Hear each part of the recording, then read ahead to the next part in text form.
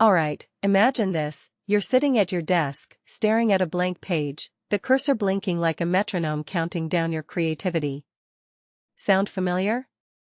Now imagine, instead of being alone, you're in a virtual room with 20 other writers, all typing away in real time, bouncing ideas, and cheering each other on. That's the wild future WritingRooms is trying to build. But hold up, is this the death of solitary genius, or the birth of something revolutionary? Let's unpack this. So, WritingRooms isn't just another Google Docs clone. It's like a hybrid of a writer's retreat, a Twitch stream, and an AI hype machine. You've got live collaboration, AI brainstorming tools, and daily challenges to keep you from doom scrolling. But here's the question: why now? Why are we suddenly obsessed with turning writing into a group sport? Let's dig deeper. First off, social writing spaces. Personally, I think this flips the whole tortured artist in a garret trope on its head.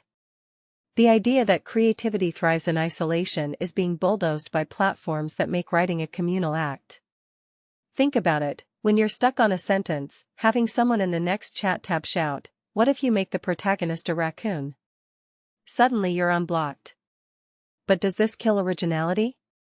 Or does it just mirror how Hollywood writers' rooms work? A detail I find fascinating is how these platforms turn feedback into a live sport. No more waiting days for a beta reader. Now, you're getting instant reactions, like Twitch but for pros. Then there's AI. The source material calls it AI-powered exploration, which sounds fancy, but let's be real, it's the robot whisperer for your writer's block. Need a metaphor? The AI spits out 5 options. Stuck on dialogue? It'll generate a snappy comeback. But here's my hot take: this isn't cheating. It's like having a hyper-intelligent parrot on your shoulder. The catch? If everyone uses the same AI tools, could we end up with a monoculture of ideas? Like, what if every fantasy novel starts to sound like a slightly tweaked Lord of the Rings fanfic? That said, the real genius is how AI becomes the beginner's mind that lets novices feel like pros until they actually become one. Now, habit-based creation. Structured challenges, progress tracking, this is the BJ Fogg-style tiny habits movement invading creativity. If you've ever quit NaNoWriMo in week 2, you know how hard consistency is. But what WritingRooms and its ilk are selling isn't just productivity, it's the illusion of progress. Check a box every day? Suddenly you're a 30-day streak writer. But does this turn art into a checkbox? In my opinion, it's a double-edged sword. The gamification works, until it doesn't.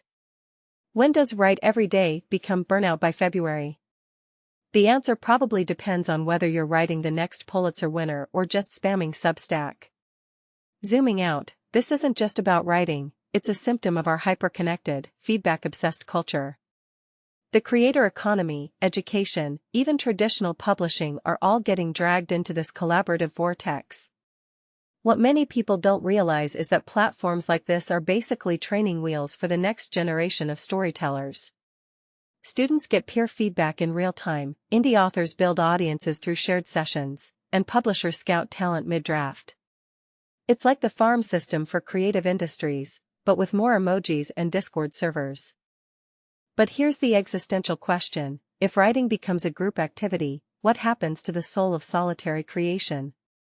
Will we lose the next Salinger or Plath, whose darkness thrived in isolation? Or are we just romanticizing suffering? From my perspective, the real revolution here isn't the tech, it's the cultural shift. Writing was always a conversation, we're just making the conversation louder, faster, and messier. And maybe that's okay. After all, the best ideas don't come from quiet rooms, they come from chaos, arguments, and someone yelling, "Raccoon protagonist, let's go." What do you think? Is collaborative writing the future, or are we just outsourcing our creativity? Drop your thoughts below, and if you're stuck on that novel, maybe try the raccoon angle. It worked for me.